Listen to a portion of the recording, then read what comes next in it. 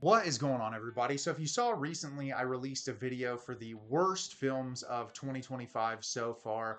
I talked about some movies that I absolutely hated. And before I get into the best, today I wanted to talk about some movies that I think are incredibly underrated that were released in 2025 so far. As I tell you guys all the time, I want you guys to watch movies that don't get talked about a lot. I want to use this channel to give, some creators that don't necessarily get their content put out there in a way that a ton of people get a chance to watch it. And there's some bigger names on this list, but just movies that I just don't feel like enough people were talking about that deserve a little bit more attention. And so these aren't in any particular order. I'm just going to talk about some of them with you today. So first up is going to be a Shudder original film called The Surrender. I really liked this movie a lot. I feel like this movie did a really incredible job at portraying grief and trauma and associated with the loss of a family member, and it's showcasing it between this mother and daughter who are trying to bring back their father that just recently died, and uncovering information about the way that their family dynamic works and how, you perceive your family in one particular way, but like as a young person, you sometimes can think everything's going normal and that life is perfect, but then you learn under the surface that things aren't always what they seem. And I think the movie utilized its supernatural elements to work kind of in tandem with those ideas to create something that I really appreciated. The movie isn't perfect by any means, but it's incredibly entertaining. It has some genuinely unsettling moments with some really great performances.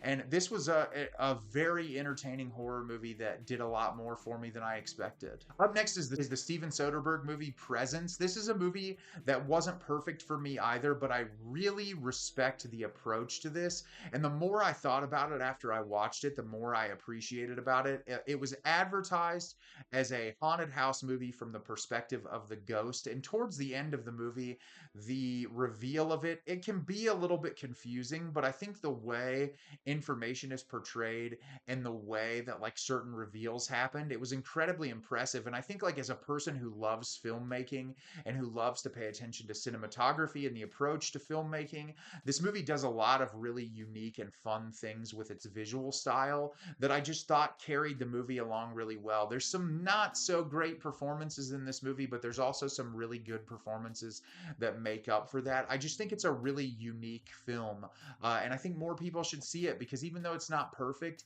it's definitely different, and I really liked that about it. Up next is the film The Gorge, starring Miles Teller and Anya Taylor-Joy. This movie got completely and totally hated on for some reason, and I'm not really sure why. I think there was a big swing here in the way that it kind of juggled genre.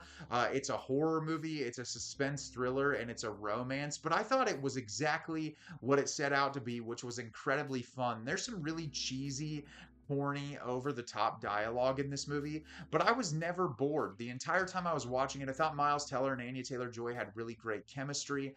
I do think that if they went a little bit more practical with the way that the creatures looked, it could have been a lot more special. But I really liked it when they dove into this world of whatever these creatures are. I really liked the look of them. I thought that the use of color in the movie worked really well, and it had some fun twists and turns, and it was just a really enjoyable, fun science fiction horror movie that I can easily see myself revisiting again in the future. Up next is the movie Freyaka. This is also streaming on Shudder. This is an incredible folk horror movie that really took me by surprise. It's a little confusing towards the end of the film, but it has some really amazing performances.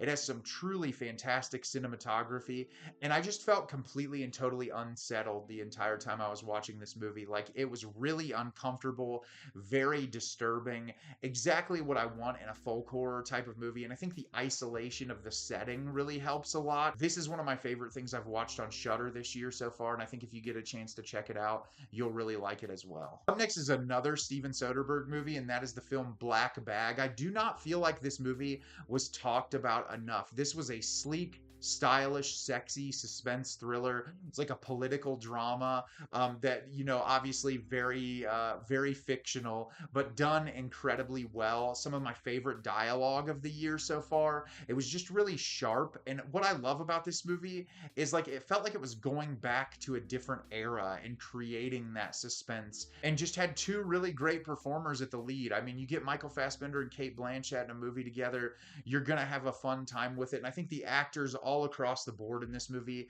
do a really great job. I thought the reveals towards the end of the movie were handled really well, and it was just incredibly enjoyable from start to finish. I 100% recommend checking this one out if you didn't get a chance to see it. It was great. Up next is the film Clown in a Cornfield. I thought this movie was so underrated. I am a huge fan of the book, and this isn't necessarily doing anything completely and totally new, but it's exactly what you want from a slasher movie. In my worst movies of the year, I talked about Hell of a Summer. I talked about some of the more awful slasher movies of the year so far.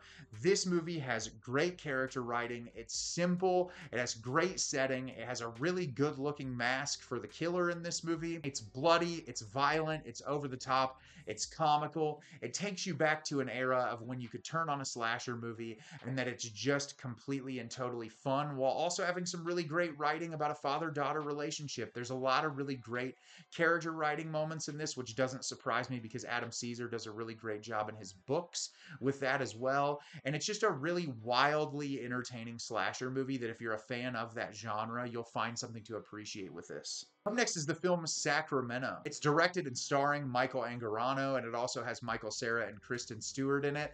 This movie was incredibly charming and really funny, and it's very much a slice of life, low stakes kind of movie, but it took some turns that I didn't really expect. I really liked how sharp and witty the dialogue was, especially with the way the movie started off. I didn't necessarily know what direction it was going to go in, and I think it captures Sacramento really well. I love Sacramento. It's a beautiful city. I've been there a couple of times. I really love visiting there because it's just so amazing. And I think this movie does a really nice job with that. And it also just has some really great performances. Like, this is an indie comedy drama that works and is very sharp and witty, like I said. And I'm sure a lot of people haven't seen this yet because it wasn't widely talked about. And I loved this, and I hope more people check it out. Next is Hard Truths from director Mike Leigh. This has gotten a ton of positive reviews, but I don't feel like it necessarily received the spotlight like a lot of other movies have this year. I thought this was one of the best acted movies of the year. I think the subject matter that it covers in regards to the lead character's mental health is incredibly poignant and very moving.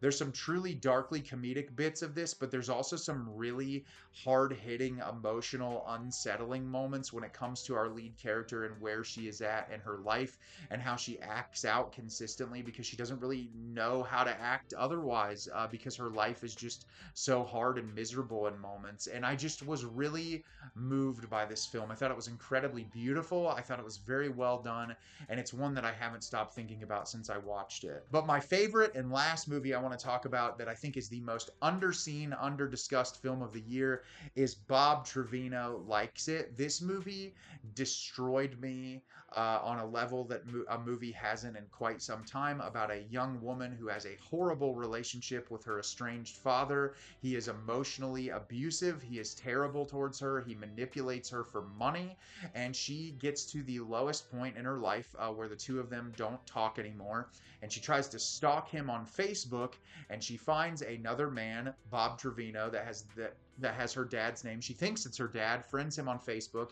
They start talking, and she realizes it isn't her dad, and these two people form an incredibly unlikely relationship, and it blossoms into one of the most beautiful films that I have seen all year long.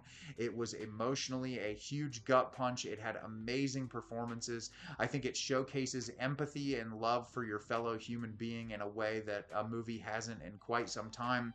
Just really fantastic stuff. I can't recommend it enough. It is one of my favorite films of the year so far, and I feel like barely anyone has talked about it. So what are some movies you think are incredibly underrated from this year? Let me know in the comments. These are just some of mine. I wanted to give you guys an opportunity to check out maybe some movies you haven't heard of yet this year. As always, if you can like the video and subscribe to the channel, helps me out a lot and lets me know the type of content you're looking for. I'm always putting out new material and look forward to getting more out for you in the near future. And as always, everyone, thank you so much for watching and have a great rest of your day.